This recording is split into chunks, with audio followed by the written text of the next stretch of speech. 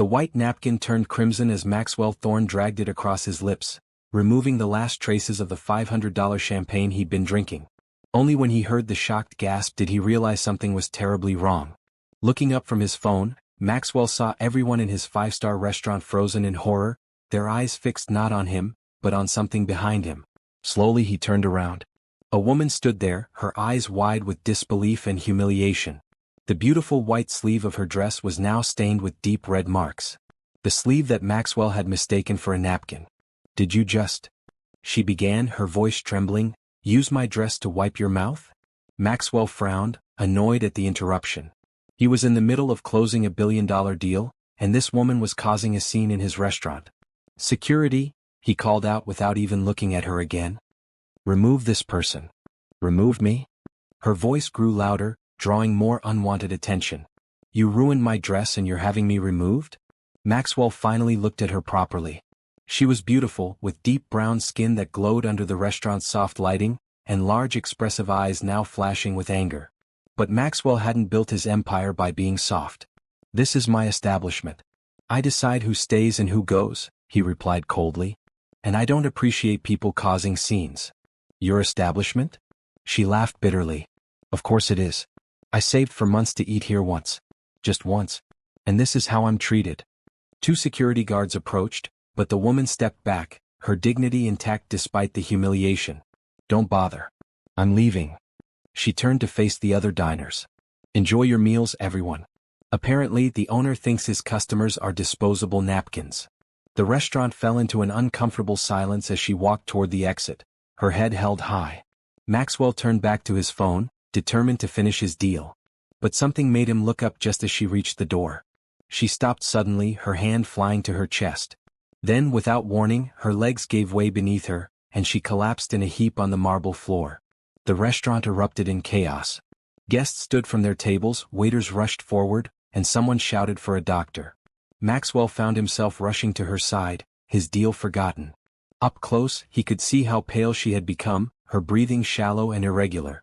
When he touched her wrist to check her pulse, her skin felt clammy and cold. "Call an ambulance," he ordered his staff, but then reconsidered. "No, that will take too long. Get my car around front. Now." Minutes later, Maxwell was carrying the unconscious woman through the emergency doors of Manhattan's most prestigious hospital. "I need help," he shouted, and immediately doctors and nurses surrounded them, taking the woman from his arms and placing her on a gurney. "What's her name?" a nurse asked him. I don't know," Maxwell admitted. The nurse gave him a strange look. "Your relationship to her?" Maxwell hesitated. "I'm the one who brought her in." As they wheeled her away, Maxwell found himself following, filled with a strange sense of responsibility. He told himself it was just to make sure she was okay, to avoid any possible lawsuit or bad publicity. But deep down he knew there was something more. 3 hours later, Maxwell sat in an uncomfortable chair outside the ICU, his designer suit crumpled, his eyes fixed on the door where doctors had disappeared with the woman. Finally, a tired-looking doctor emerged. "Mr. Thorne?" the doctor asked. "How is she?" Maxwell demanded, standing up. The doctor's face remained grave. "She's stable for now. But I'm afraid we found something serious. She has advanced leukemia." Maxwell felt the world tilt slightly. "Cancer? But she's so young." "The disease doesn't discriminate by age, Mr. Thorne. From her medical records, it appears she's been battling this for some time." "Will she recover?" The doctor hesitated. "I'm afraid her prognosis isn't good. Without experimental treatment, she may have only days left." Maxwell's stomach dropped. "Can I see her?" "She's asking for you actually. She's awake now but very weak. Please keep your visit brief." As Maxwell entered the sterile hospital room, the woman's eyes fluttered open. Despite her condition, there was still fire in those eyes. "You," she whispered. "The napkin man." Maxwell approached her bed cautiously. "I'm Maxwell Thorne. I wanted to apologize for what happened." A weak smile touched her lips. "I'm Zara Johnson. And I guess I should thank you for bringing me here, even if you did ruin my favorite dress." "I'll buy you 1,000 dresses," Maxwell found himself saying. "No need," Zara replied, her voice growing fainter. "Where I'm going, I won't need fancy clothes." "Don't talk like that," Maxwell said, surprising himself with how much he cared. "The doctors will help you." Zara's eyes drifted to the window. I've known for a while now. I just wanted, before the end, to experience something beautiful.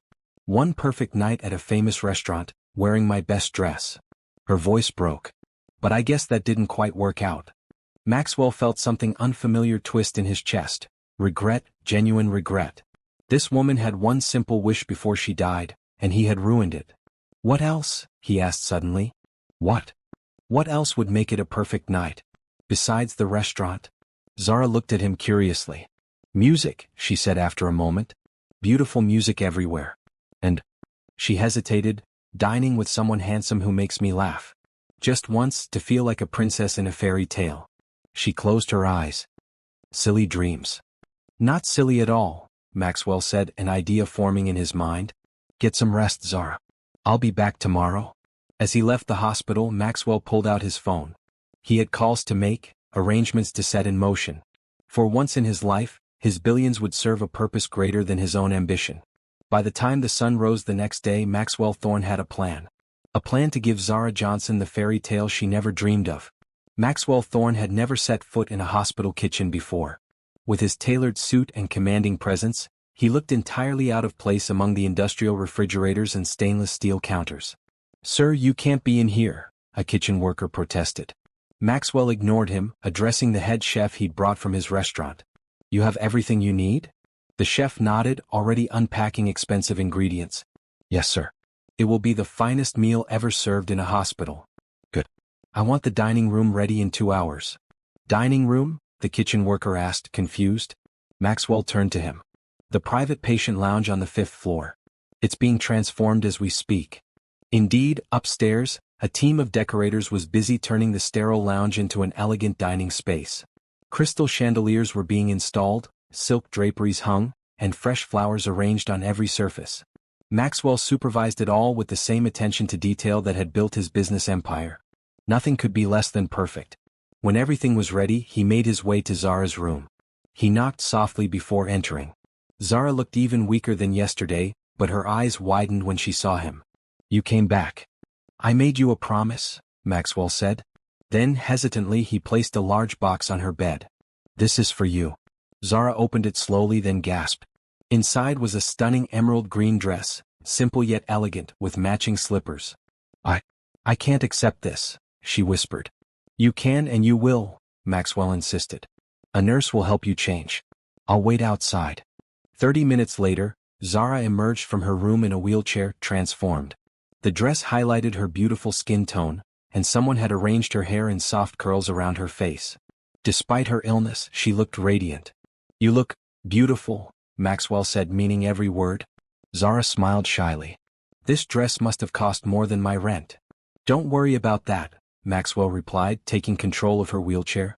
We have somewhere to be. As they approached the lounge, Zara could hear soft music playing. When Maxwell opened the doors, she gasped. The room had been completely transformed into a romantic restaurant setting, with a single table in the center, surrounded by hundreds of twinkling lights and flowers. A string quartet played softly in the corner. What is this? Zara asked, her voice trembling. You said you wanted a perfect night at a restaurant with music everywhere, Maxwell explained. Since you couldn't come to the restaurant, I brought the restaurant to you. Tears filled Zara's eyes. No one has ever done anything like this for me. Maxwell helped her from the wheelchair to a comfortable chair at the table. The chef appeared, presenting their first course with a flourish. There's one more thing you mentioned, Maxwell said, sitting across from her. You wanted to dine with a handsome man. He adjusted his tie nervously. I'm afraid I'm all we've got on short notice. To his surprise, Zara laughed, a genuine heartfelt sound that transformed her face. You'll do, she said with a twinkle in her eye. You'll definitely do. As they ate, Maxwell found himself sharing stories he'd never told anyone. About growing up poor, about his struggle to build his business, about the loneliness of success. And Zara talked about her life too. Her job as a kindergarten teacher before she got sick, her love of painting, her dream of seeing Paris someday. Hours passed like minutes. The music played, the food was exquisite, and for a little while the hospital around them disappeared. At the end of the meal, as the chef presented a chocolate soufflé, Zara reached across the table and took Maxwell's hand. Thank you, she said simply. This was better than any fairy tale. Something shifted inside Maxwell, something fundamental and irreversible. Looking at Zara across the table, seeing her joy despite knowing she was dying, he made a decision. "Zara," he said, still holding her hand, "what if I told you there might be a treatment? An experimental one not covered by insurance." Hope flickered briefly in her eyes before dimming. "I've heard about those. They cost hundreds of thousands of dollars. I've made peace with my fate, Maxwell. But what if money wasn't an issue?" Zara pulled her hand away. "I can't accept that kind of charity." "It's not charity," Maxwell insisted. "Consider it an investment." "In what?" "In more dinners like this one. In more conversations. In—" He hesitated, surprising himself with what he was about to say, "in us getting to know each other better." Zara studied his face. "Why would you do this for a stranger?" Maxwell thought about it, then answered truthfully. "Because tonight is the first time in years I've felt truly alive. And I'm not ready for it to end." Zara's eyes filled with tears again, but she shook her head. "My parents, they've already spent everything they had on my previous treatments. I can't put them through more false hope." "Where are your parents now?" Maxwell asked. "Working. They both took extra shifts to help with my hospital bills." Maxwell made another decision then. "I'd like to meet them." "Why?" "Because if we're going to fight this thing together, I should know your family." Zara looked at him in wonder. "You're serious about this, aren't you?" "Completely serious," Maxwell confirmed. And he was.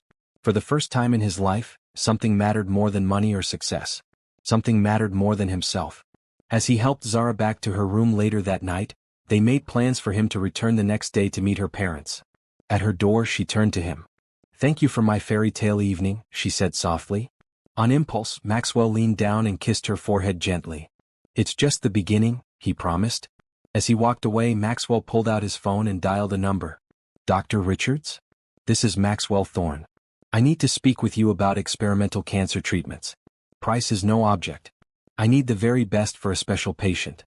The hospital corridor seemed endless as Maxwell paced back and forth, his Italian leather shoes clicking against the polished floor. He'd been waiting for nearly an hour to meet Zara's parents, but they hadn't arrived yet. The bouquet of flowers he'd brought for her mother was starting to wilt slightly in his grip. Finally, the elevator doors opened and a woman emerged. She wore scrubs and looked exhausted, but there was something in her face that reminded him of Zara. The same determined set of the jaw, the same intelligent eyes. "Mrs. Johnson?" Maxwell approached her. She looked at him warily. "Yes? And you are?" "Maxwell Thorne. I'm a friend of your daughter's." Recognition dawned in her eyes. "You're the man who brought her in. The restaurant owner." "Yes," Maxwell admitted, feeling strangely nervous. "I was hoping to speak with you and your husband about Zara's condition." Mrs. Johnson's expression grew guarded. "My husband passed away 3 years ago, Mr. Thorne. It's just me now." She glanced at the expensive flowers in his hand. "And if you're here out of guilt, there's no need. Zara told me what happened, but you brought her to the hospital. That's what matters." Maxwell felt off balance. This wasn't going as he'd planned. "May I walk with you to Zara's room? There's something important I'd like to discuss." She nodded curtly and they began walking together. "You're wearing scrubs," Maxwell observed. "Do you work here?" "I'm a doctor," she replied. "Oncology, ironically enough. Not at this hospital though. I work at Memorial across town." Maxwell stopped walking, stunned. "You're an oncologist? And your daughter has leukemia?" Dr. Johnson's face showed a flash of pain before her professional mask slipped back into place. "Life has a cruel sense of humor sometimes, Mr. Thorne. I've spent my career trying to save other people's children, only to find I can't save my own." They continued walking in silence until they reached Zara's door. Before going in, Dr. Johnson turned to him. "Why are you really here, Mr. Thorne?" "Zara mentioned the dinner you arranged for her. That was kind, but unnecessary." Maxwell straightened his shoulders. "I want to help with Zara's treatment. I've been researching experimental options. There's a clinical trial in Switzerland." "I'm aware of all the trials," she interrupted. "As both a doctor and Zara's mother, I've explored every possibility." "Then you know there's hope," Maxwell pressed. Dr. Johnson's professional composure cracked. "Do you have any idea what she's been through? Years of chemotherapy, radiation, bone marrow transplants. Oh, hope is what keeps breaking her heart each time a treatment fails." "But this one could be different," Maxwell insisted. "And the cost?" "The Swiss trial costs over $3 million, not covered by any insurance." Money isn't an issue for me. Dr. Johnson studied him carefully. Mr. Thorne, my daughter isn't a charity case or a way to ease your conscience. That's not what this is about, Maxwell said firmly. Then what is it about? You met her 2 days ago. Maxwell struggled to find the right words. When Zara collapsed in my restaurant, something changed. I can't explain it. But I know I want to help her, not out of guilt or charity, but because... He paused. Because she makes me want to be better than I am. Dr. Johnson's eyes filled with tears, and for the first time, Maxwell saw beyond the strong doctor to the terrified mother beneath. She's all I have, she whispered. Then let me help, Maxwell pleaded. Let me try. Before she could respond, the door opened and Zara appeared, sitting up in her bed. Mom, she called out. Is that you talking to Maxwell? Dr. Johnson quickly wiped her eyes and entered the room, Maxwell following behind. Yes, sweetheart. A friend was just introducing himself. Zara's face lit up when she saw Maxwell, and the change wasn't lost on her mother. Has he told you about his crazy idea? Zara asked. About the Swiss treatment? Yes, Dr. Johnson replied cautiously. And? Dr. Johnson looked between her daughter and the billionaire who had appeared so suddenly in their lives. We were just discussing it. Maxwell stepped forward. Dr. Johnson, could we speak privately for a moment? In the hallway, Maxwell laid out his plan in detail. The Swiss clinic, the specialist he'd already contacted, the private jet standing by to transport Zara comfortably. Why? Dr. Johnson asked simply when he finished. Why do this for a stranger? Maxwell thought carefully before answering. Do you believe in fate, Dr. Johnson? I believe in science. So do I. But I also believe that sometimes people come into our lives for a reason. Zara has shown me something I've been missing. Joy in simple things, courage in the face of adversity. If I can give her a chance at life, how could I not take it? Dr. Johnson studied him for a long moment. Then, to his surprise, she began to cry silently. I've been so strong, she whispered. For so long. For Zara. Without thinking, Maxwell put his arms around her, letting this woman he barely knew sob against his expensive suit. Let someone else be strong for a while, he said gently. When she finally pulled away, Dr. Johnson looked up at him with new resolve. If we do this, I have conditions. I come with her to Switzerland. I review every treatment plan. And if at any point I believe it's causing her more suffering without hope, we stop. Agreed. Agreed, Maxwell said without hesitation. When they returned to Zara's room, she looked at them anxiously. Well, what's the verdict? Dr. Johnson took her daughter's hand. We're going to try one more time, sweetheart. Mr. Thorne here is going to help us. Zara's eyes filled with tears as she looked at Maxwell. Really? Really, he confirmed. In fact, I've already spoken to your doctor here. If you're stable enough, we can fly out tomorrow. Tomorrow? Dr. Johnson looked alarmed. That's too soon. I need to arrange leave from the hospital, pack our things. All taken care of, Maxwell assured her. I've spoken with your chief of medicine. He's granted you emergency family leave with full pay. And I've arranged for everything you both might need to be waiting for you in Switzerland.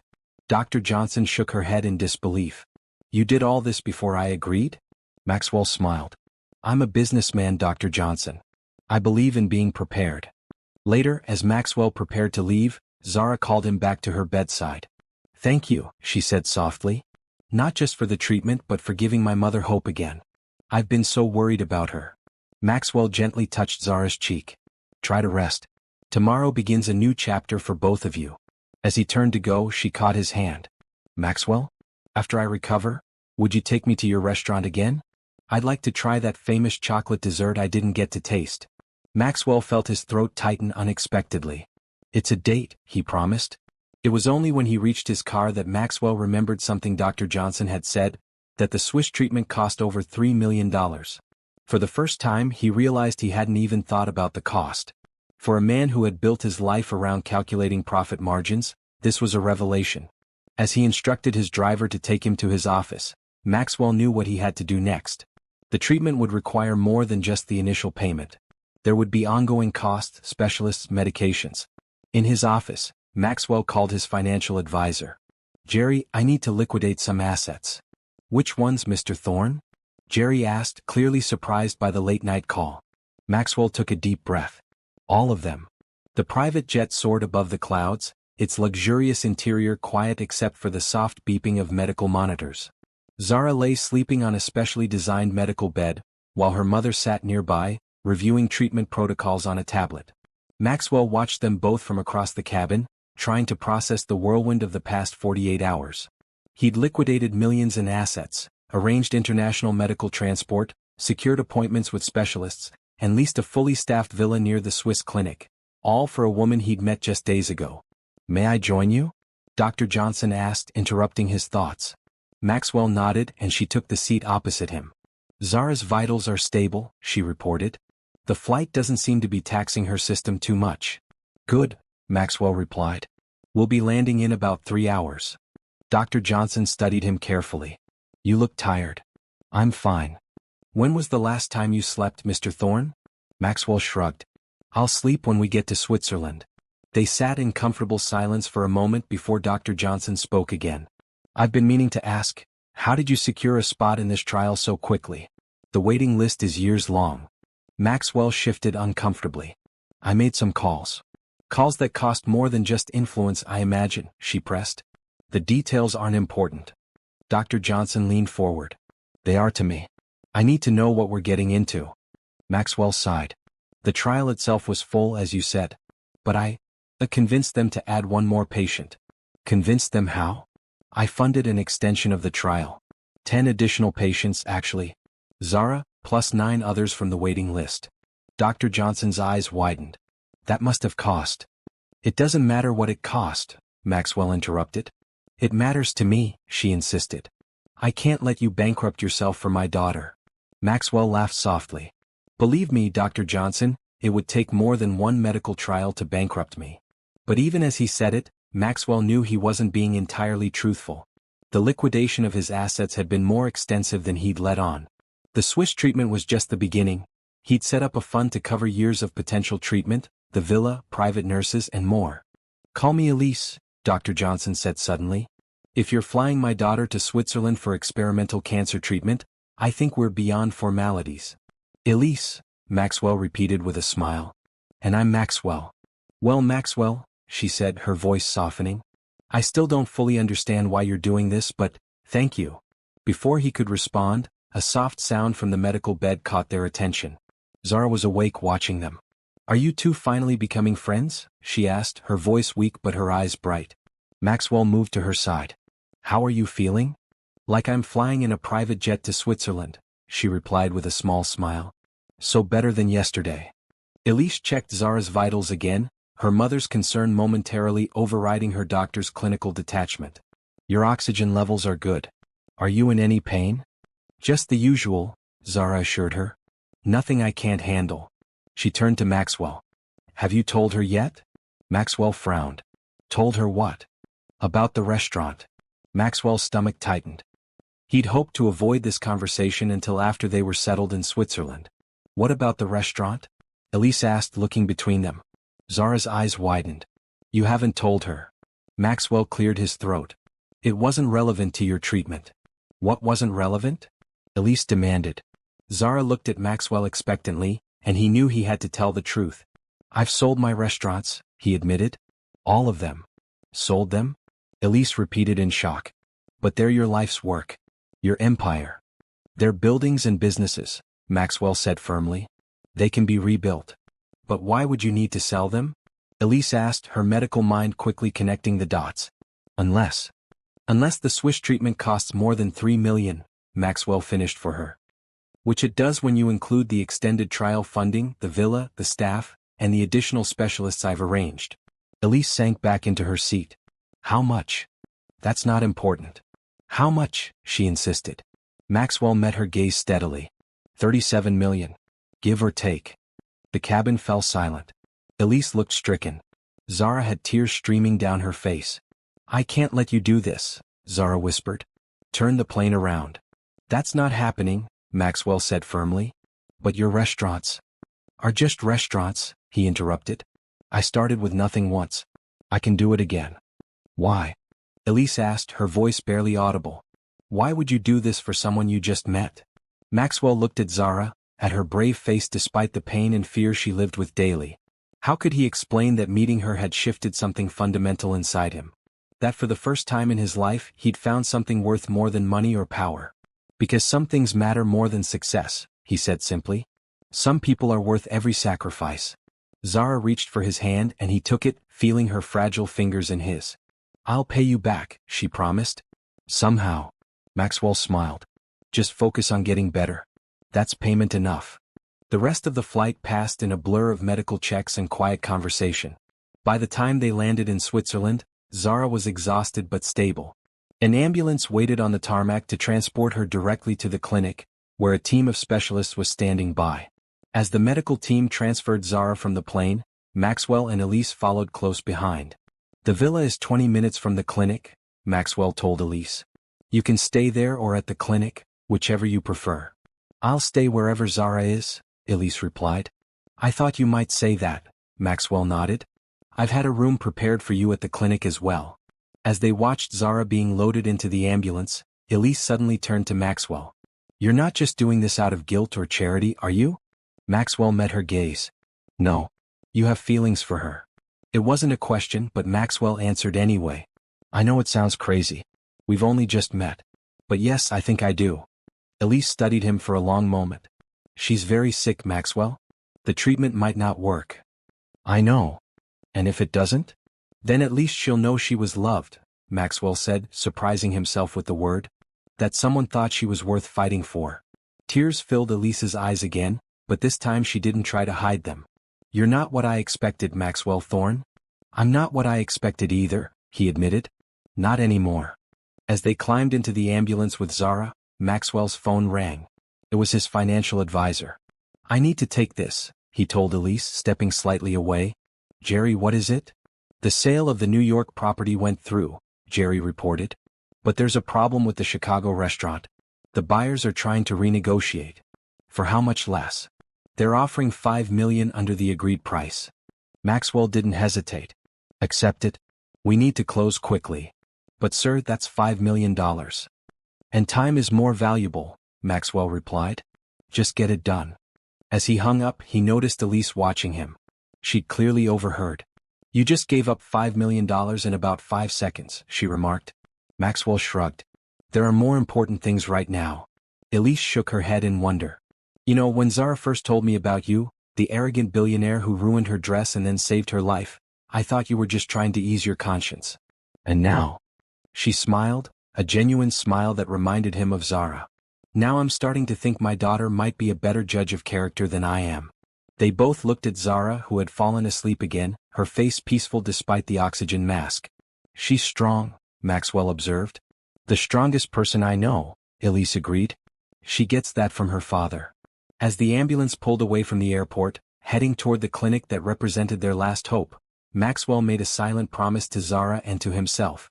No matter what happened, whether the treatment worked or not, he would be there for her. Every step of the way. Because some things were worth any sacrifice. The Swiss clinic looked more like a luxury resort than a medical facility. Set against the backdrop of snow-capped mountains, its modern glass facade reflected the clear blue sky, giving it an almost ethereal quality. Inside, Zara had been settled into a spacious private suite with panoramic views of the Alps. Medical equipment had been discreetly integrated into the room's design, making it feel less clinical and more like an upscale hotel room. Dr. Elise Johnson stood by the window, reviewing Zara's latest test results with the team of specialists Maxwell had assembled. They spoke in hushed tones, using medical terminology that Maxwell couldn't fully follow. The blast cell percentage is concerning, one doctor was saying. But I believe we can proceed with the modified protocol. And the risk factors? Elise asked. Present but manageable. We've adjusted the dosage to account for her previous treatments.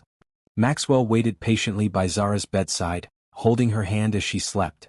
The journey had exhausted her, but her breathing seemed steadier than before. Finally, the doctors finished their consultation and approached the bed. Mr. Thorne, the lead specialist, Dr. Muller, addressed him. We would like to begin treatment tomorrow morning. The protocol involves a new immunotherapy combined with targeted molecular therapy. It's aggressive, but given Ms. Johnson's condition, we believe it's our best option. And the chances of success? Maxwell asked. Dr. Muller exchanged glances with Elise before answering. In cases like Ms. Johnson's with advanced disease and multiple previous treatment failures, The success rate is approximately 20%. 20%. Maxwell felt the weight of those odds. 1 in 5. Better than nothing but far from certain.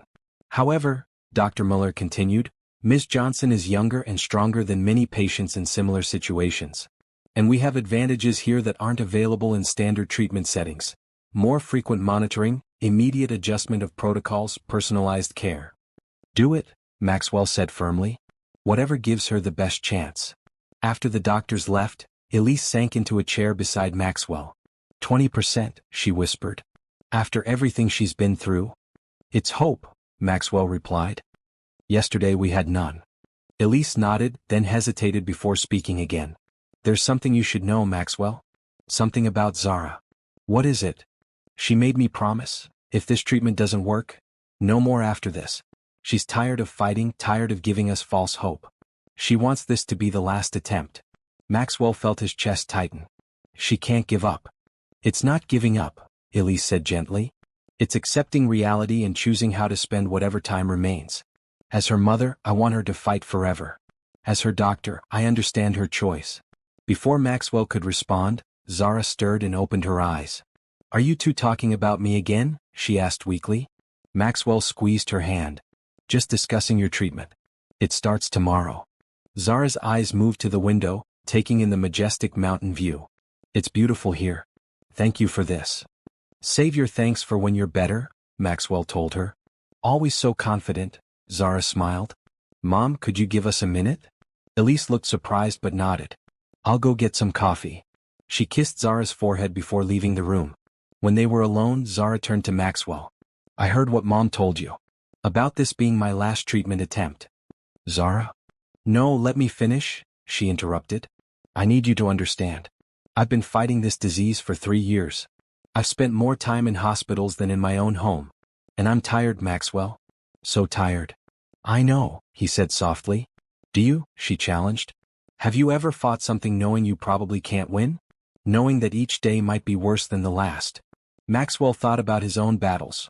Building his business empire from nothing, fighting off competitors, working 18-hour days. But nothing compared to what Zara was facing. No, he admitted.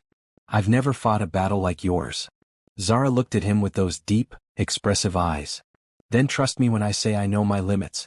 And if this doesn't work, I want to spend whatever time I have left really living, not fighting. Maxwell swallowed hard. And if it does work? A small smile touched her lips. Then you owe me that chocolate dessert at your restaurant. About that. Maxwell began. I know you sold them, Zara interrupted. My mother told me. Not all of them, Maxwell clarified. I've kept the flagship restaurant in Manhattan. The rest, well, they were just buildings. Just buildings worth millions, Zara corrected. You shouldn't have done that. I'd do it again in a heartbeat. Zara studied his face. What? And don't say it's because you feel guilty about the dress incident. Maxwell took a deep breath. How could he explain the connection he felt to this woman he barely knew? The way meeting her had changed everything?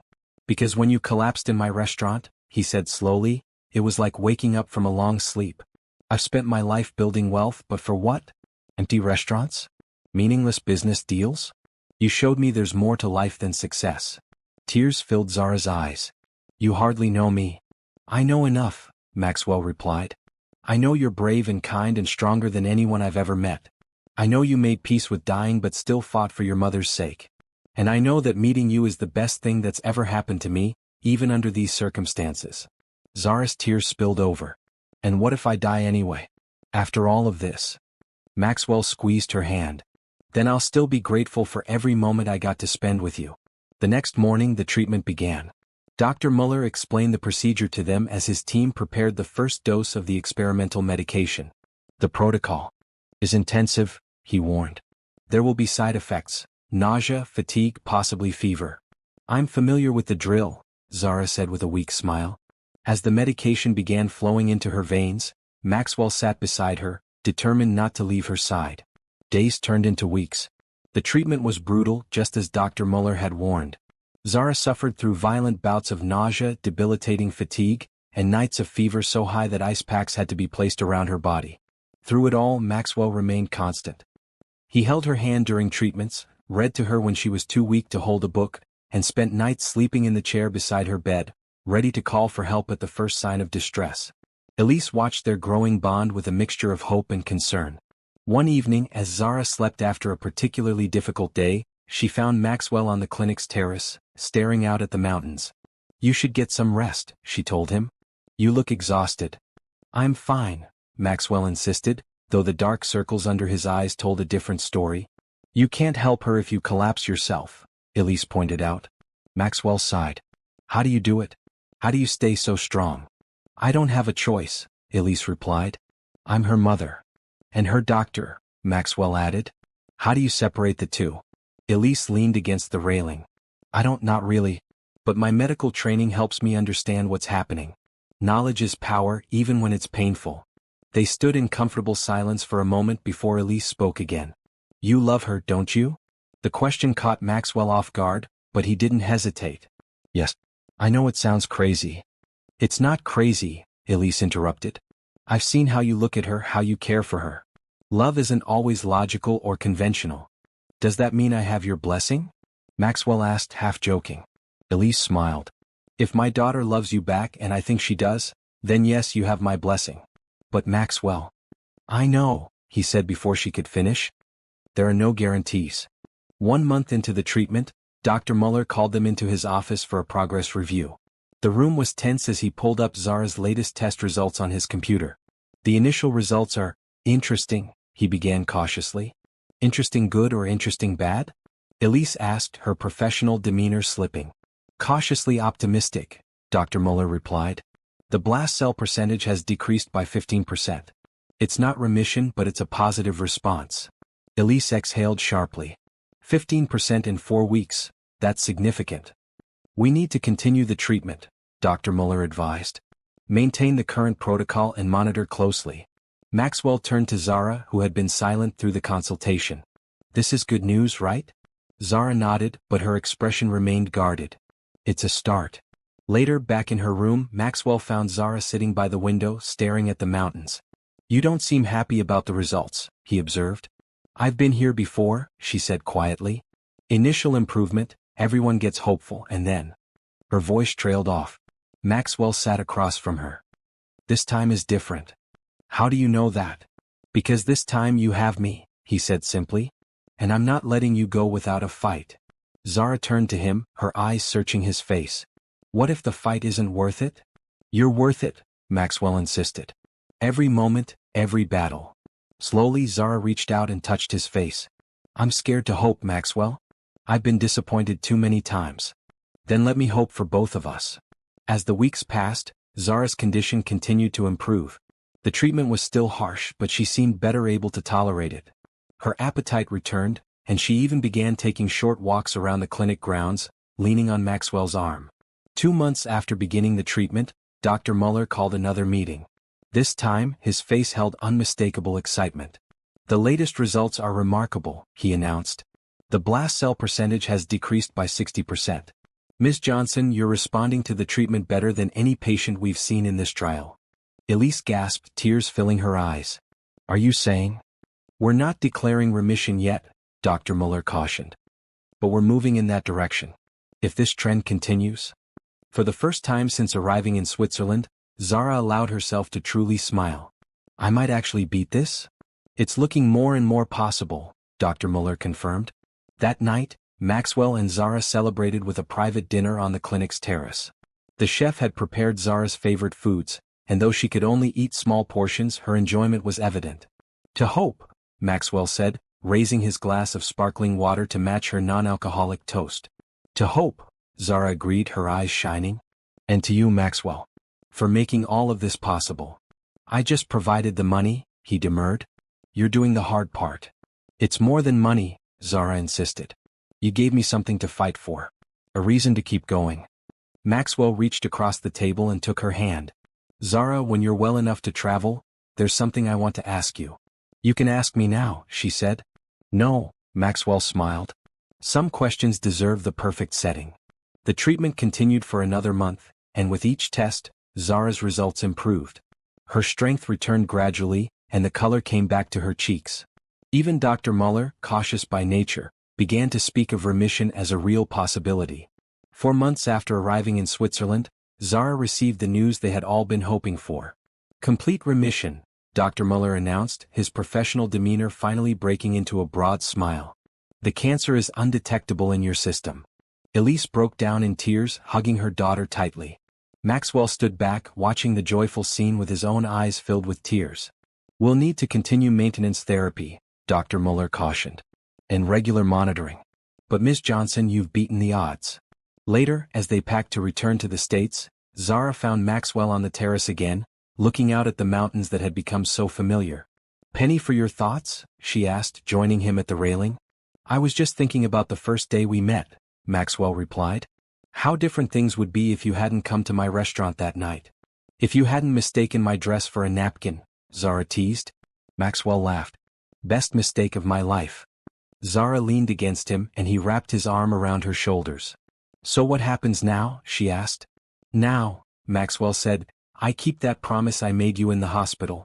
Starting with that chocolate dessert you never got to try.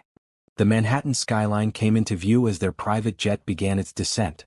Zara pressed her face against the window, taking in the familiar landscape with new eyes. Home, she whispered. Beside her, Maxwell watched her reaction carefully. Is it good to be back? Yes, Zara said, turning to him with a smile. Though Switzerland was beautiful. We can go back anytime you want, Maxwell promised. For vacation next time, not treatment. In the 4 months they had spent in Switzerland, everything had changed. Zara had gone from the brink of death to remission.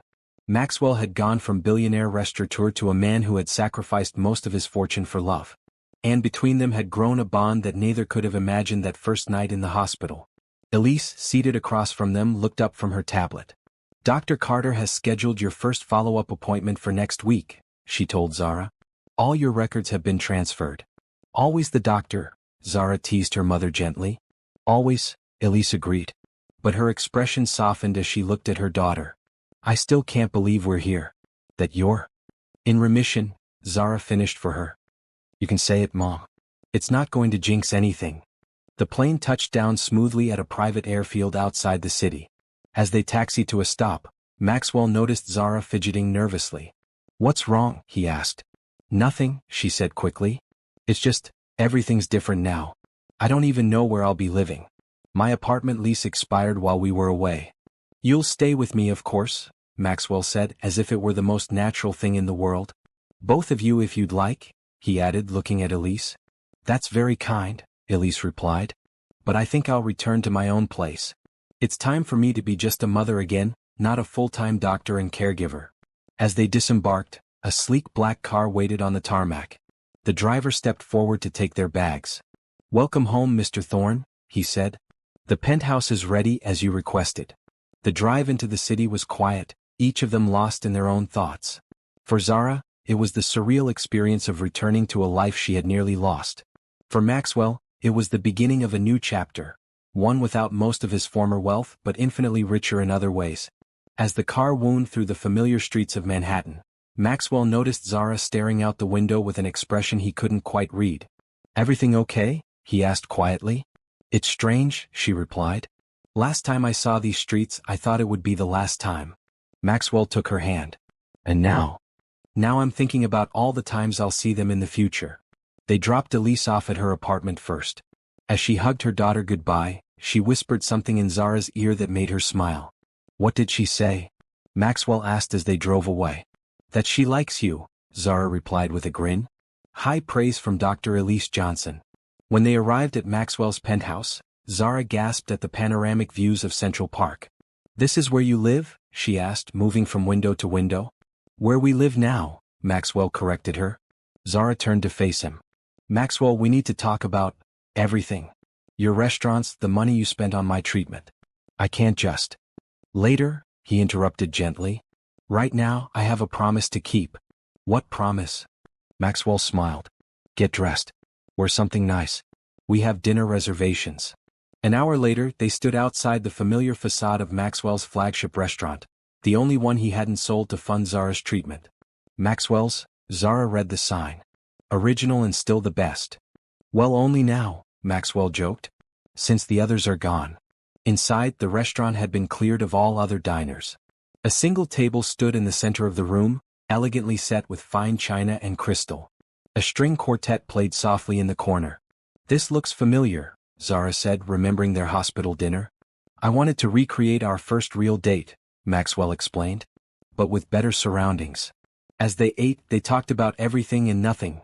Zara's plans to return to teaching someday, Maxwell's ideas for rebuilding his business, their shared dreams for the future. When dessert arrived, the waiter presented Zara with an exquisite chocolate creation, the famous dessert she had wanted to try on that fateful night. "The famous chocolate soufflé," she said, her eyes lighting up. "Finally." "There's something else," Maxwell said, suddenly nervous. He reached into his pocket and placed a small velvet box on the table. Zara's eyes widened. "Maxwell." "I know it's fast," he said quickly. "I know we've only known each other for months, not years. But Zara, when you find the person who changes everything, who makes you see the world differently, time doesn't matter." He opened the box to reveal a simple but elegant diamond ring. "I'm not the billionaire I was when we met. I've sold most of what I owned. But what I have now, what we have, is worth more than all of it." Zara's eyes filled with tears. "Are you asking?" Maxwell moved from his chair to kneel beside her. "Zara Johnson, you came into my life by chance and showed me what really matters. Will you marry me?" For a moment, Zara was silent, tears streaming down her face. Then slowly she nodded. "Yes," she whispered. "Yes, I will." As Maxwell slipped the ring onto her finger, the restaurant doors opened. Elise walked in, followed by Dr. Muller and several of the Swiss medical team. "Mom?" Zara gasped. "What are you doing here? And Dr. Muller?" Elise smiled. "Did you think I'd miss this?" Maxwell arranged for everyone to fly in. "You knew about this?" Zara asked her mother. "Who do you think he asked for permission?" Elise replied. "Old-fashioned, this one." As champagne was poured and congratulations offered, Maxwell watched Zara, his fiancée, glowing with happiness and health. From disaster had come the greatest gift of his life. Later that night, as they stood on the penthouse balcony overlooking the city lights, Zara turned to him. "I'm still having trouble believing all of this," she admitted. "For months ago I was dying. Now I'm in remission, engaged, living in a penthouse." "It's a lot to take in," Maxwell agreed.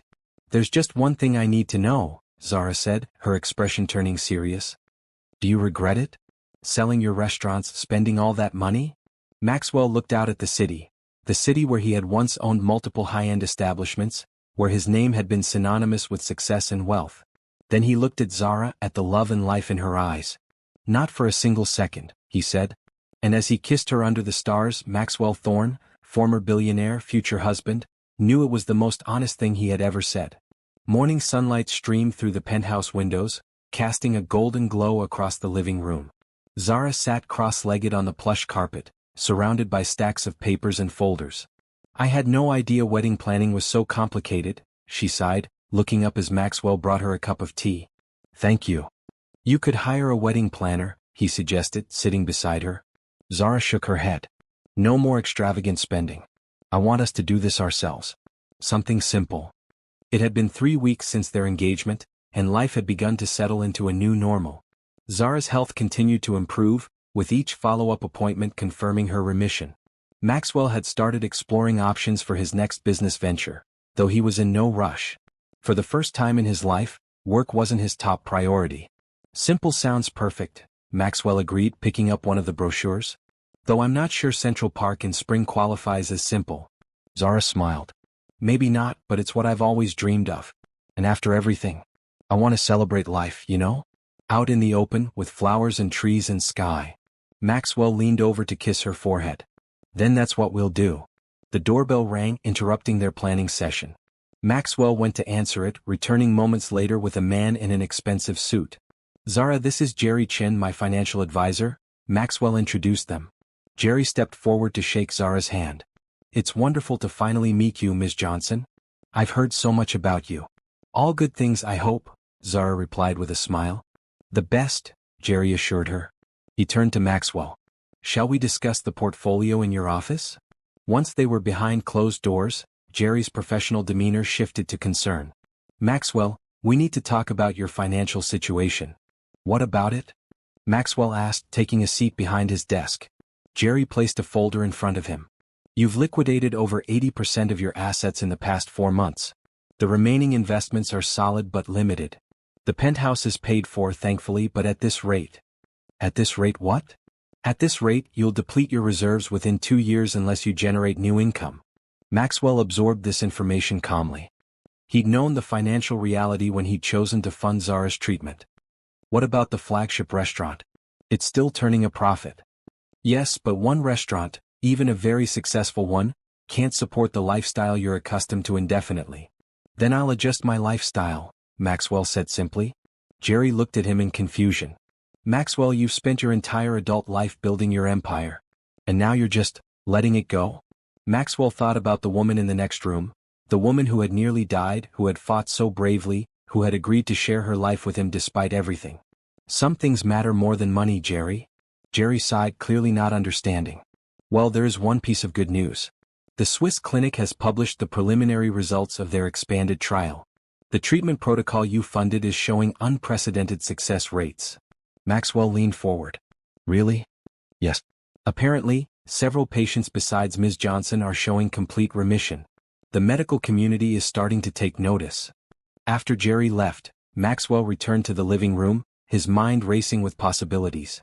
Zara looked up from her planning. Everything okay? She asked. Better than okay, Maxwell replied. I think I've just found my next venture. What do you mean?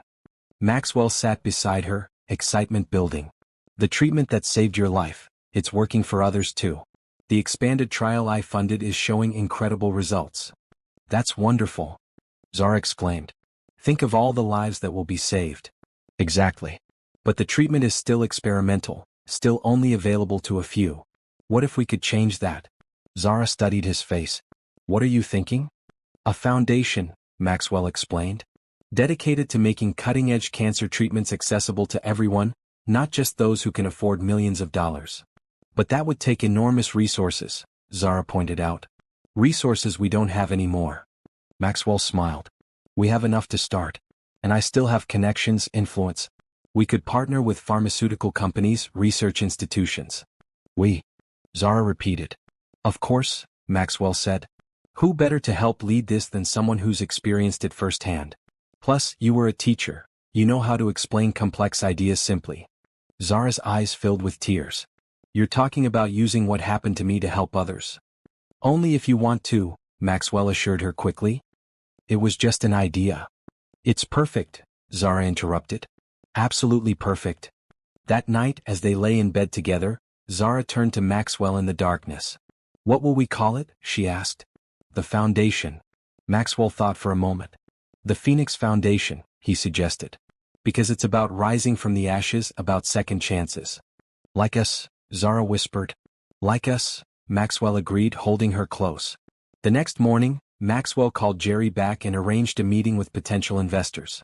He also reached out to Dr. Muller in Switzerland, who was enthusiastic about the foundation concept and offered his full support. Weeks passed in a flurry of activity.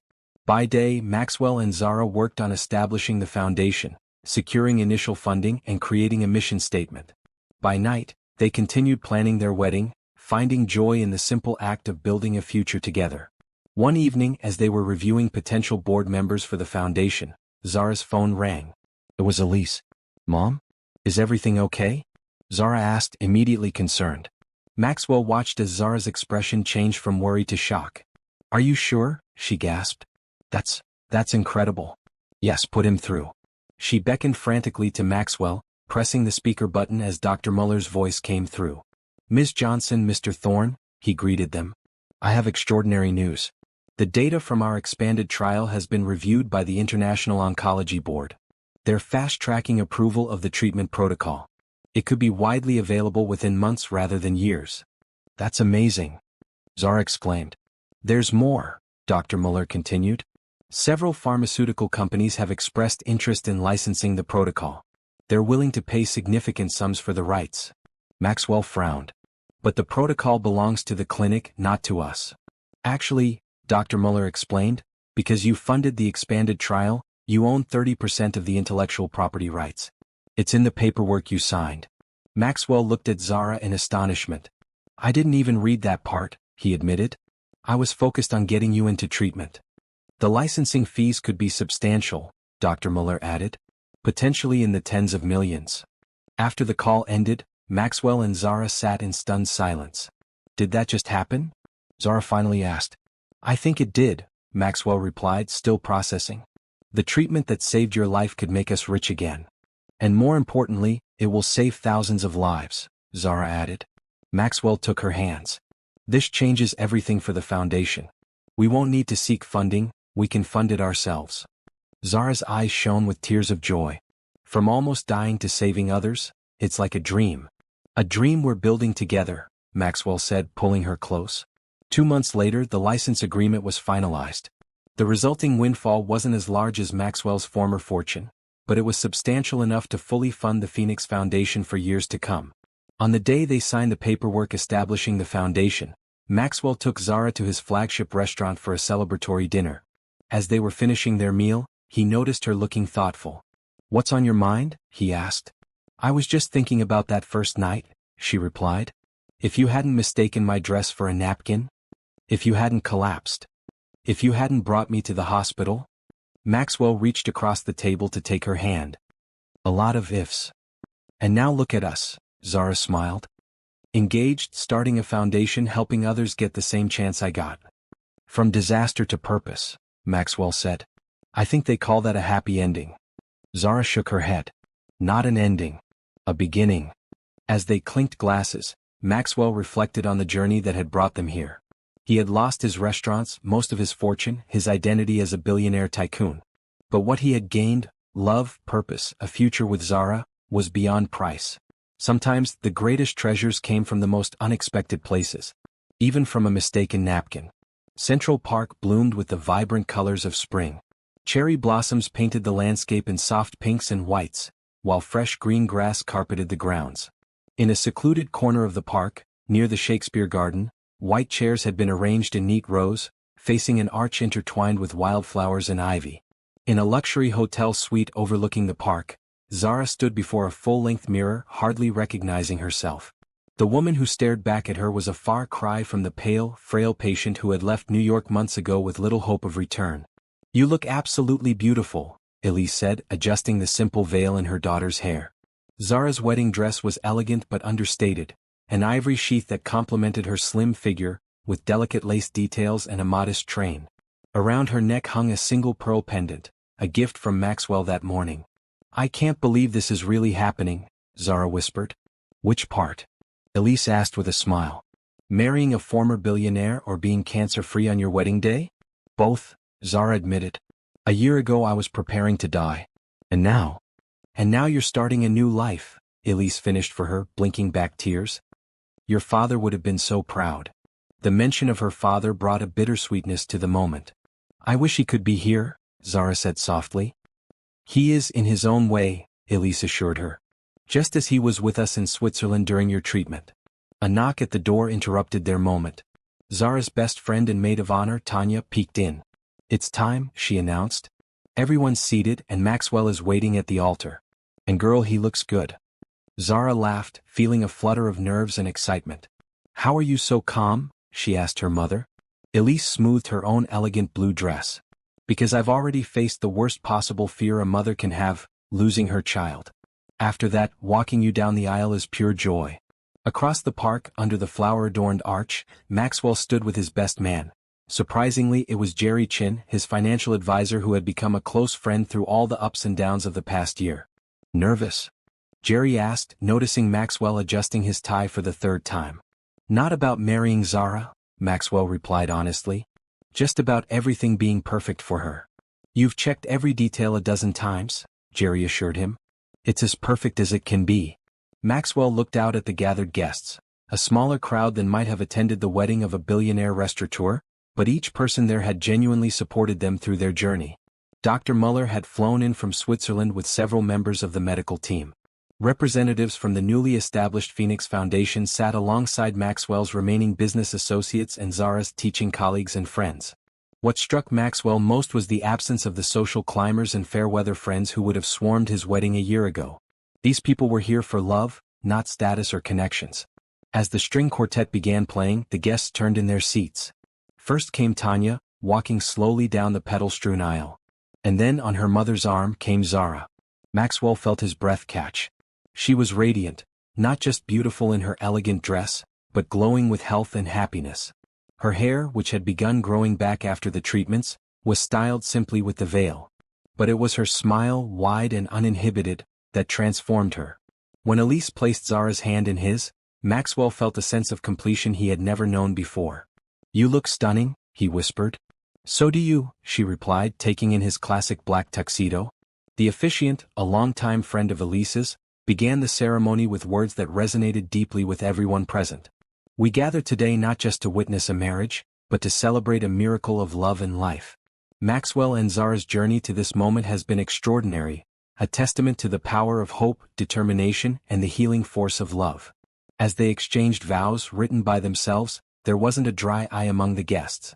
"Zara," Maxwell began, his voice steady despite the emotion he felt, "before I met you, I measured success in dollars and deals. You taught me that true wealth lies in moments shared, in lives touched, in love given freely. I promise to spend every day making sure you never regret giving me your heart. I will stand by you in sickness and in health," words that mean more to us than to most. "You are my miracle, my purpose, my home." Zara took a deep breath before speaking her vows. "Maxwell, you came into my life when I had almost given up. You didn't just save my life, you showed me how to live it fully. You gave up everything you had built without hesitation just to give me a chance. I promise to make that sacrifice worthwhile every day. I promise to face whatever comes next with the same courage and hope you showed me. Most of all, I promise to love you, not for what you gave up for me but for who you are, the man who wiped his mouth on my dress and then changed my world." Their last line brought laughter through the tears, breaking the tension of the emotional moment. As they exchanged rings, the gold bands gleaming in the spring sunlight, Maxwell was struck by how simple yet profound this moment was. No elaborate displays of wealth could match the richness of what they were sharing. "By the power vested in me," the officiant concluded, "I now pronounce you husband and wife. Maxwell, you may kiss your bride." As their lips met, applause erupted from the guests. The string quartet began playing again, and hand in hand, the newlyweds walked back down the aisle, into their future together. The reception was held at Maxwell's restaurant, transformed for the occasion with the same flowers from the ceremony. As guests mingled and enjoyed cocktails, Maxwell found himself approached by Dr. Muller. "Mr. Thorne, or should I say Mr. Thorne Johnson now?" Maxwell smiled. They had decided to hyphenate their last names, another symbol of their partnership. "Just Maxwell is fine, doctor." "I wanted to share some news," Dr. Muller said. "The expanded trial has now shown success in 18 of the 20 patients. The medical community is calling it a breakthrough." "That's wonderful," Maxwell replied. "And the Phoenix Foundation's first initiative will be to help make it available to those who can't afford it." Dr. Muller nodded approvingly. From patient to patron. Quite a journey. "Speaking of journeys," Maxwell said, spotting Zara across the room, deep in conversation with one of the Foundation's board members, "I should get back to my wife." "Of course," Dr. Muller smiled. "But before you go, I brought something for you both. A wedding gift of sorts." He handed Maxwell an envelope. Inside was a document declaring that the Swiss treatment protocol would officially be named the Johnson-Thorne Protocol, in recognition of their contribution to its development. "This is incredible," Maxwell said, deeply moved.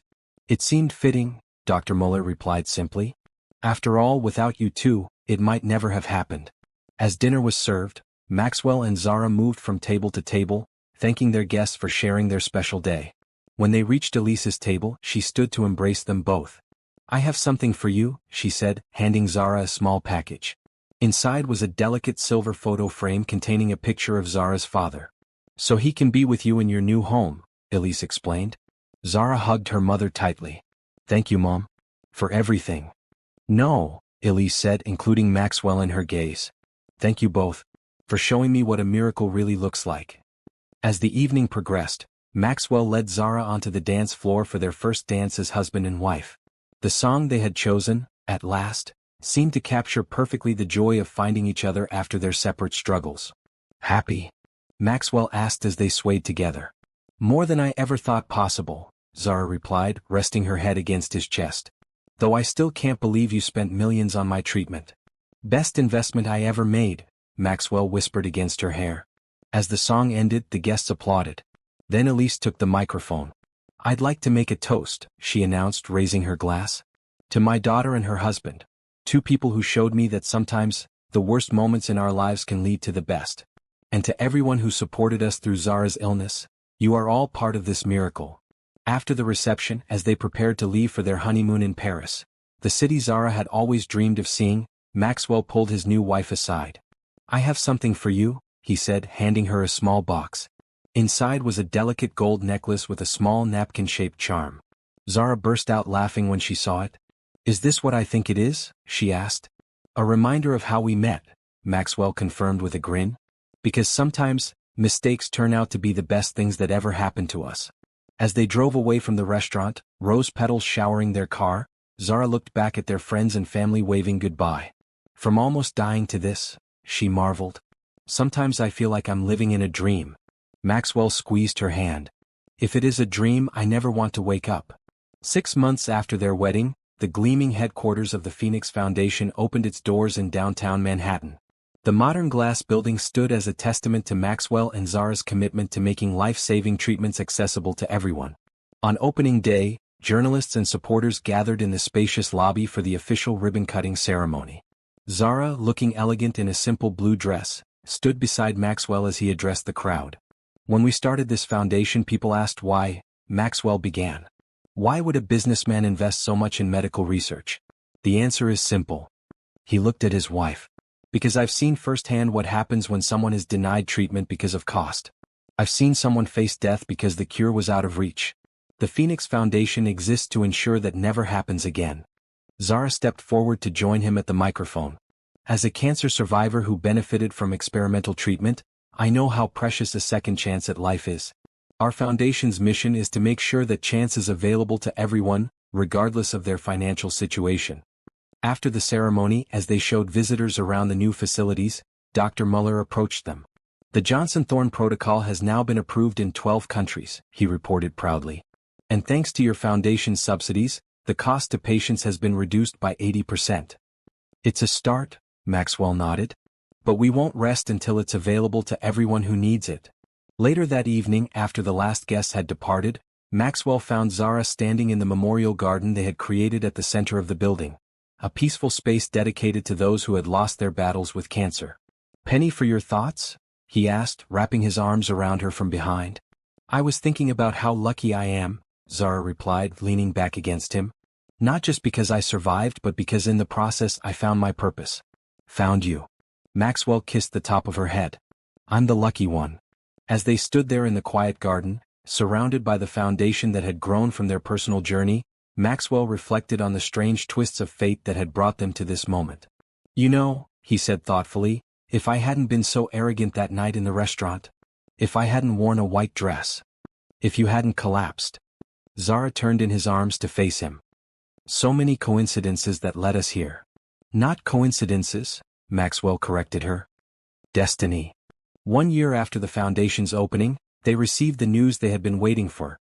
The 5-year monitoring data from the Swiss trial showed that 18 of the 20 patients remained in complete remission, including Zara. The odds of recurrence dropped significantly after 5 years, Elise explained when she called with the results. "Zara, this is what we've been hoping for." That night, they celebrated with a quiet dinner at home, their penthouse now filled with photographs of their life together.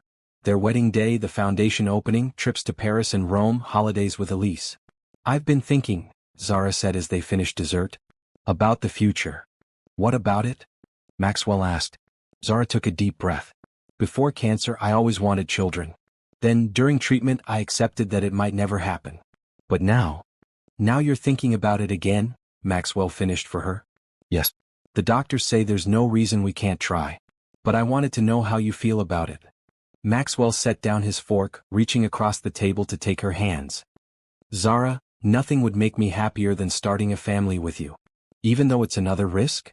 Even with my medical history? Life is full of risks," Maxwell said. "But some are worth taking." 3 months later, on a crisp autumn morning, Zara burst into Maxwell's office at the foundation, her face glowing with emotion. "Maxwell," she said breathlessly, "I'm pregnant." The 9 months that followed were a mixture of joy and careful monitoring. Every doctor's appointment, every test, brought both anxiety and excitement. But as Zara's belly grew, so did their confidence that this miracle, their second miracle together, would come to fruition. On a summer day, almost 3 years to the date since Zara had collapsed in Maxwell's restaurant, their daughter was born, healthy, perfect, with her mother's expressive eyes and her father's determined chin. "What should we name her?" Maxwell asked, cradling the tiny bundle in his arms. Zara smiled tiredly from the hospital bed. "Hope," she said simply. "Her name is Hope." Elise, standing beside them with tears in her eyes, nodded approval. "Perfect." As Maxwell placed their daughter in Zara's arms, he was struck by the completeness of his joy. From the ashes of his former life, the arrogant billionaire who had valued wealth above all else, had risen something infinitely more precious. A family, a purpose, a love that had literally saved a life. "Thank you," he whispered to Zara. "For what?" "For collapsing in my restaurant," he said with a smile. "For changing everything." 5 years passed in a blur of family milestones and foundation achievements. Hope grew from a curious toddler into a bright, compassionate kindergartner with her father's business sense and her mother's warmth. The Phoenix Foundation expanded globally, with offices in 12 countries and partnerships with major research hospitals around the world. On Hope's 5th birthday, they celebrated with a party in Central Park, not far from where Maxwell and Zara had exchanged their vows. As children ran and played, Maxwell found himself standing with Dr. Muller, who had become a close family friend.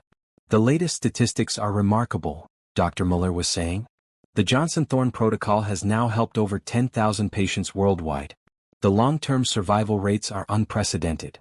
"That's what matters most," Maxwell nodded. "More families getting the chance we got."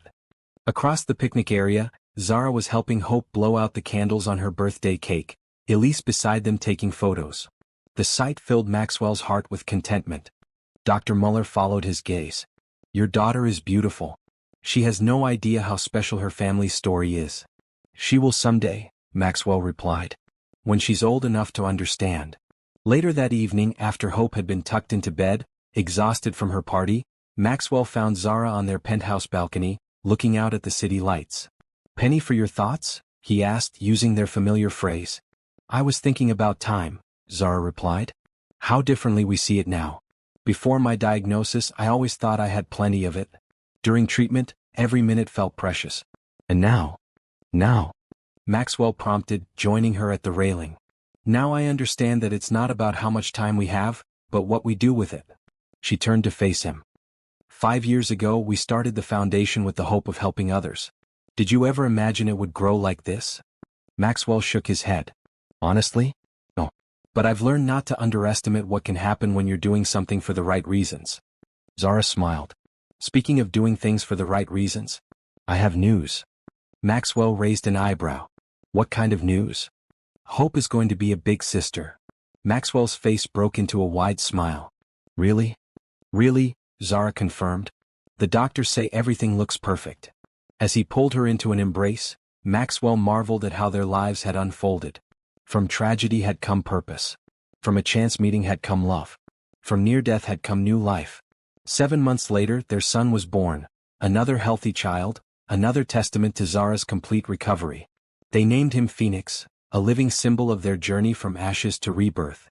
As the years passed, the story of how Maxwell and Zara met became family legend, told at birthday parties and anniversary celebrations, embellished slightly with each retelling. Hope and Phoenix grew up understanding that their family had been forged through both hardship and love, that their parents had found each other in the most unlikely of circumstances.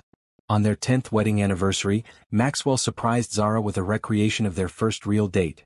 Dinner in his restaurant, which he had managed to rebuild into a successful business once again, though on a smaller scale than his former empire. "Remember the chocolate soufflé you never got to try that first night?" he asked as dessert was served. "How could I forget?" Zara laughed. "It was my last wish, or so I thought at the time." "And now?" Zara looked around, at the restaurant that had been the setting for their beginnings, at the life they had built together, at the man who had given up everything to save her. "Now I know that wishes can come true in ways we never expect," she said softly. "Sometimes they come disguised as disasters." Maxwell raised his glass. "To disasters that turn into blessings. To napkins that turn out to be dresses," Zara countered with a smile. "To the best mistake I ever made," Maxwell finished. Later that night, as they walked hand in hand through Central Park, retracing the path where they had exchanged their vows a decade earlier, Maxwell felt a sense of completion that his former billionaire self could never have imagined. Do you ever miss it? Zara asked suddenly.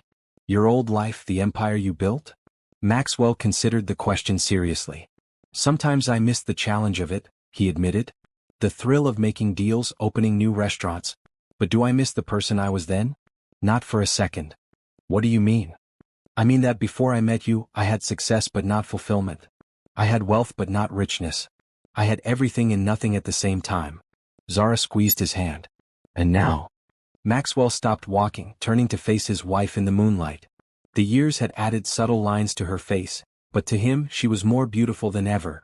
Her eyes still bright with the determination that had helped her survive, her smile still capable of making his heart skip. Now I understand what true wealth is, he said. It's not measured in dollars or properties or restaurants. It's measured in moments like this. In the family we've built. In the lives we've helped save through the foundation. No regrets then? Zara asked. Maxwell pulled her close. Just one. What's that? That I wasted so many years before I found you. As they continued their walk through the park, Maxwell reflected on the strange and wonderful journey that had brought them here. A ruined dress. A collapse. A hospital room. A last wish. A miracle treatment. A new purpose. From billionaire to husband, from businessman to philanthropist, from solitary success to shared joy, his life had been transformed in ways he could never have predicted or planned. And it had all begun with a simple mistake. A white dress mistaken for a napkin. A moment of arrogance that had led, against all odds, to the greatest love story he could have imagined. Happy anniversary, Zara, he whispered. Happy anniversary, she replied. Here's to many more. Many, many more, Maxwell agreed, holding tight to the hand of the woman who had changed everything. And as they walked beneath the stars, their past behind them and their future ahead, Maxwell Thorne, former billionaire, current husband and father, knew with absolute certainty that he had found the true meaning of wealth. Not in the restaurants he had owned or the deals he had made, but in the love that had saved a life and created a legacy. A legacy not of buildings or businesses, but of lives touched, hope restored, and love freely given. It was, without question, the richest life of all. 15 years after their first meeting, Maxwell and Zara Thorne Johnson had built a life beyond anything they could have imagined. Their children, Hope and Phoenix, were now teenagers. Hope, a thoughtful 15-year-old with dreams of becoming a doctor like her grandmother, and Phoenix, a spirited 12-year-old with his father's entrepreneurial spirit. The Phoenix Foundation had become a global leader in cancer treatment accessibility, with the Johnson-Thorne protocol now standard care in most developed countries. Maxwell had rebuilt a modest but successful restaurant business, while Zara divided her time between the foundation and teaching part-time at a local elementary school. Life had fallen into a comfortable rhythm, the early drama of their meeting and Zara's illness now a distant memory, until one ordinary Tuesday morning when everything changed again. Zara was in the kitchen, preparing lunches for the children, when she suddenly dropped a glass. It shattered on the floor, but she made no move to clean it up. "Mom?" Hope asked, looking up from her homework. "Are you okay?" Zara stood frozen, her face pale. "I'm fine," she said, but her voice sounded strange. "Just a little dizzy." Maxwell entered the kitchen, immediately noticing something was wrong. "Zara?" She tried to smile, but her lips wouldn't cooperate properly. "I think something's not right." Before she could finish, her legs gave way. Maxwell rushed to catch her before she hit the floor, a terrifying sense of déjà vu washing over him. "Hope, call 911, he ordered his daughter, who was already reaching for her phone. Hours later, Maxwell sat in a hospital waiting room, a scene painfully familiar from years before. Hope and Phoenix sat huddled together nearby, while Elise, now in her 70s but still sharp as ever, spoke with the doctors. When Elise finally approached, her medical mask couldn't hide the gravity in her eyes. "It's not the cancer," she said immediately, knowing that would be Maxwell's first fear. "She's had a stroke." "A stroke?" Maxwell repeated, stunned. "But she's only 42. It happens sometimes after aggressive cancer treatments, even years later," Elise explained. "The radiation, the chemotherapy, they can cause long-term vascular issues." "Is she?" Maxwell couldn't finish the question. "She's stable," Elise assured him. "But there's been damage. The right side of her body is affected. And her speech." Maxwell felt his world tilting again, just as it had that night in the restaurant when Zara had collapsed. "Can I see her?" When he entered Zara's hospital room, she was awake, her eyes finding him immediately. She tried to smile, but only the left side of her mouth responded. "Max," she managed, the words slurred. Maxwell moved to her side, taking her left hand, the only one she could currently move. "I'm here, love. I'm right here." "Scared?" she whispered. "I know," he said, fighting back tears. "But you've beaten worse than this, remember? And I'm not going anywhere." The next few days were a blur of doctors, tests, and specialists. The stroke had been serious but not catastrophic. With intensive rehabilitation, Zara had a good chance of regaining much of her function, though full recovery wasn't guaranteed. "It's going to be a long road," the neurologist warned them. "Months of therapy, possibly years." "We have time," Maxwell said firmly. "However long it takes." The children were frightened but resilient. Hope, already interested in medicine, researched stroke recovery obsessively, creating charts and schedules for her mother's rehabilitation. Phoenix appointed himself his father's assistant, helping manage the household while Maxwell focused on Zara. 2 weeks after the stroke, Zara was released from the hospital to begin outpatient rehabilitation. Their penthouse had been modified with ramps and handrails, and a live-in nurse had been hired to assist during the day. The first few months were the hardest. Zara, once so vibrant and active, struggled with the simplest tasks. Her speech remained slurred, her right side weak and uncooperative. But her determination, the same determination that had helped her survive cancer, never wavered. "One day at a time," she would say during particularly difficult therapy sessions, the words coming slowly but with unmistakable resolve. Maxwell adjusted his life completely, stepping back from his restaurants to be by her side for every appointment, every therapy session. At night, he would massage her weakened muscles, read to her when her eyes were too tired to focus on words, and hold her when frustration brought tears. "We've been here before," he reminded her often. "Different battle, same fight. And we won then." Gradually, almost imperceptibly at first, Zara began to improve. Her speech became clearer, her right leg stronger. She progressed from wheelchair to walker to cane. Each small victory was celebrated by the entire family. 6 months after the stroke, during a physical therapy session, Zara took her first unaided steps since the incident. Maxwell, watching from the sidelines, felt tears stream down his face. "Look at you," he said when she reached him, exhausted but triumphant. "Still got it," she replied with a lopsided smile. That night, as Maxwell helped her prepare for bed, Zara gestured for him to sit beside her. "Need to talk," she said, her speech much improved but still requiring effort. "About what?" "Foundation," Zara replied. "Going back." Maxwell frowned. "The foundation can wait, Zara. Your recovery comes first." Zara shook her head stubbornly. "Need purpose. Like before." "You have a purpose," Maxwell insisted. "Getting better." "More than that," she persisted. "The stroke, it's connected to cancer treatment. Others, like me." Maxwell suddenly understood. "You want to expand the foundation's focus to include treatment complications? Long-term effects?" Zara nodded eagerly. "Exactly. Help others, again." Looking at his wife, still recovering, still fighting, still thinking of how to help others despite her own struggles, Maxwell felt a wave of love and admiration wash over him. "You're incredible," he said simply. "You know that." Zara smiled her now familiar half-smile. "We're incredible. Together." As the months passed, Zara continued to improve. Her speech became clearer, though she still searched for words occasionally. She graduated from a cane to walking unassisted, albeit with a slight limp.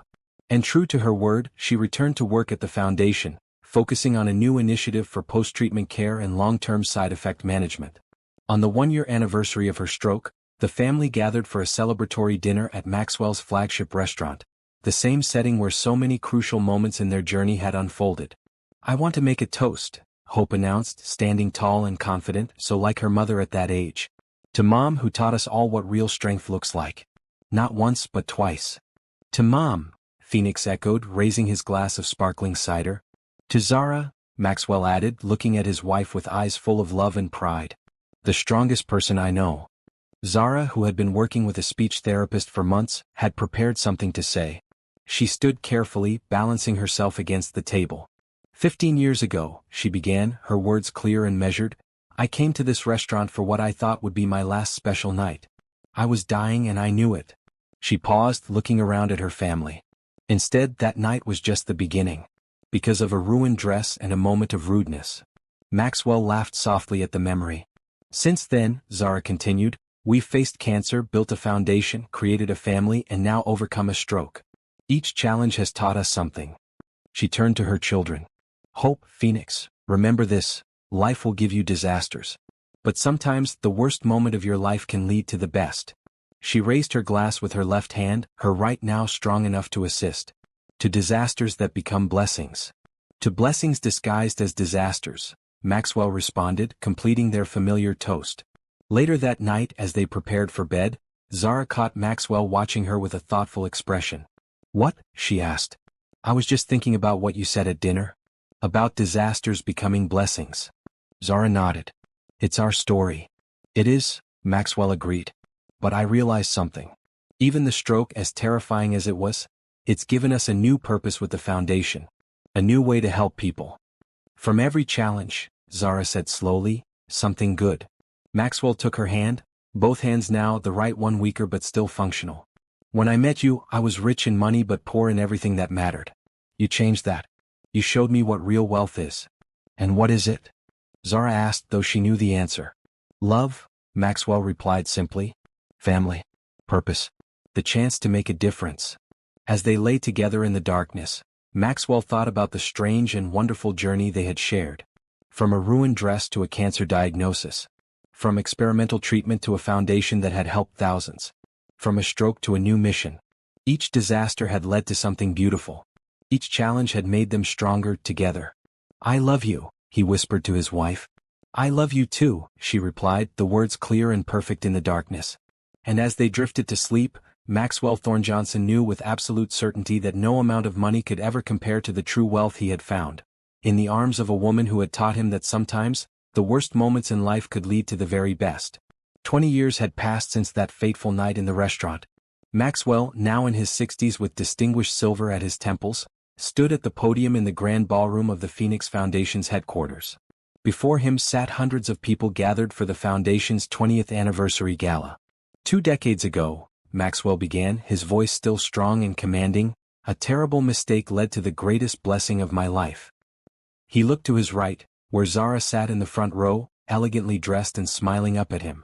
Though her right side remained slightly weaker than her left, a permanent reminder of her stroke, she had recovered remarkably well. What began as one man's desperate attempt to save a woman he had just met has grown into something none of us could have imagined, Maxwell continued. The Phoenix Foundation has now helped over 100,000 cancer patients worldwide gain access to treatments they otherwise couldn't afford. The Johnson-Thorne protocol has become standard care in 78 countries. And our post-treatment care program has supported thousands of survivors dealing with long-term effects. He paused, looking out at the audience.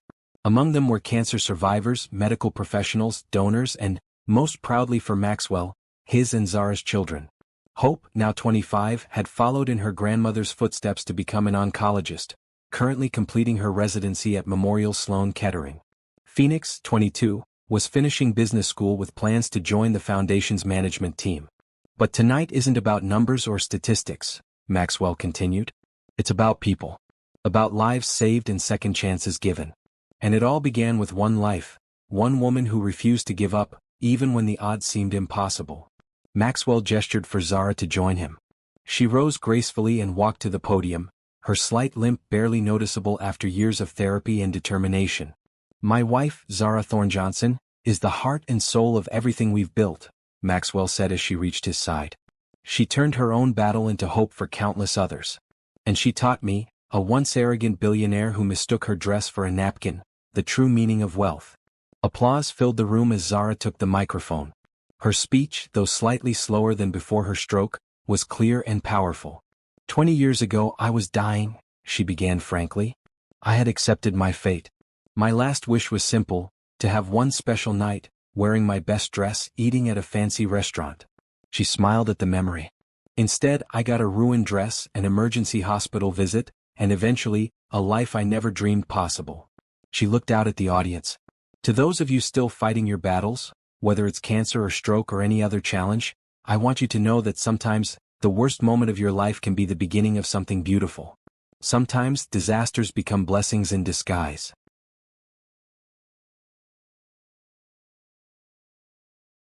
After the speeches, as guests mingled and celebrated, Maxwell and Zara found a quiet moment alone on the terrace overlooking the city.